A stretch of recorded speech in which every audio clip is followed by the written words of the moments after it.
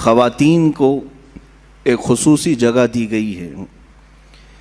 یہ آج واویلا مچانے والے بھی سنیں کہ جیسی ہی اسلام اور مسلمانوں کا نام آئے گا تو ایک شوشہ اٹھاتے ہیں ہر جگہ سے کہ یہ مسلمانوں پر یہ الزام لگانے میں بہت جلدی کرتے ہیں کہ مسلمان عورتوں کو زور زبردستی کرتے ہیں، انہیں چار دیواری میں بند کر دیتے ہیں، انہیں پڑھائی سے محروم رکھتے ہیں، انہیں تعلیم سے دور رکھتے ہیں، اور نہ جانے کیا کیا شوشے چھوڑ کر کے.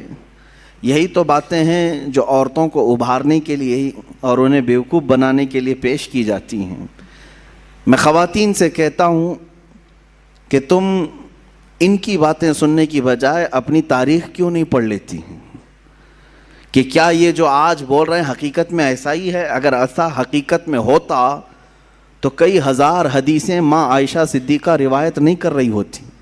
حدیث کی کتابوں میں ان کی روایت نہیں لی جاتی کہ علم اور یہ تعلیم سے ان کا کیا تعلق عورت کا. نہیں میرے عزیزوں، مکثرین صحابہ جنہوں نے کثرت سے حدیثیں روایت کی ہیں اس میں حضرت عائشہ کا بھی مقام ہے، ان کا بھی مقام ہے. اسلام نے عورت کو ایک خصوصی جگہ عطا کی ہے.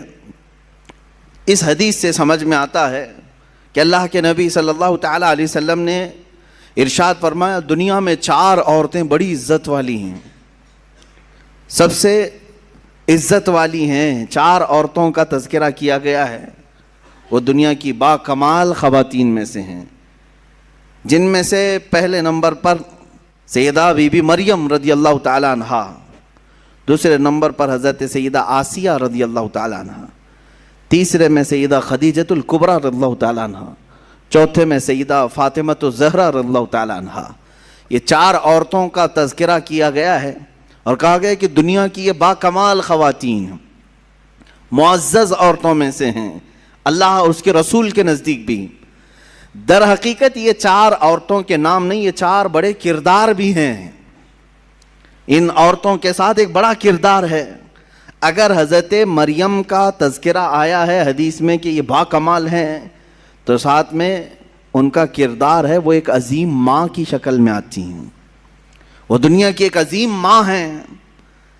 اگر سیدہ خدیجۃ الکبریٰ کا نام آتا ہے ایک با کمال خواتین میں تو وہ ایک بہت ہی شفیق اور مہربان بیوی کی شکل میں آتی ہیں، جنہوں نے ہر وقت رسول پاک صلی اللہ تعالیٰ علیہ وسلم کے ساتھ وفا کیا، اپنے شوہر کے لیے ساری قربانیاں دیں. حضرت فاطمۃ الزہرا کا نام جب آتا ہے تو وہ ایک عظیم باپ کی عظیم بیٹی ہونے کا کردار ادا کرتی ہیں. ان کے کرداروں پر بھی توجہ ہونی چاہیے. حضرت سیدہ آسیہ رضی اللہ تعالیٰ عنہ دنیا کی ایک عظیم خاتون کے کردار میں ہیں. ان عورتوں کے کردار کو جب ہماری بچیاں پڑھیں گی تو یہ مغربی پروپیگنڈے سے نہیں بہکاوے میں آئیں گی، گمراہ نہیں ہوں گی.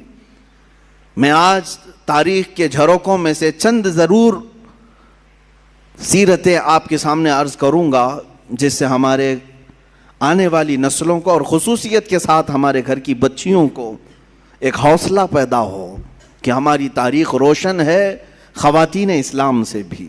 جہاں ہم مردوں کے بڑے بڑے کارنامے ذکر کرتے ہیں، الحمدللہ اسلام میں خواتین کے بھی بڑے کارنامے ہیں جنہوں نے اسلام میں بہت بڑا حصہ لیا ہے.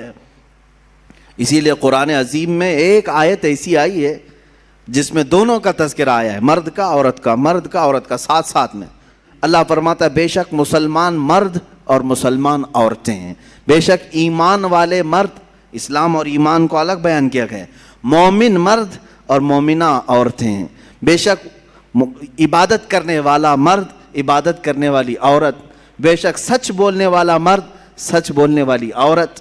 بے شک اللہ سے خوف کرنے والا مرد، اللہ سے خوف رکھنے والی عورت.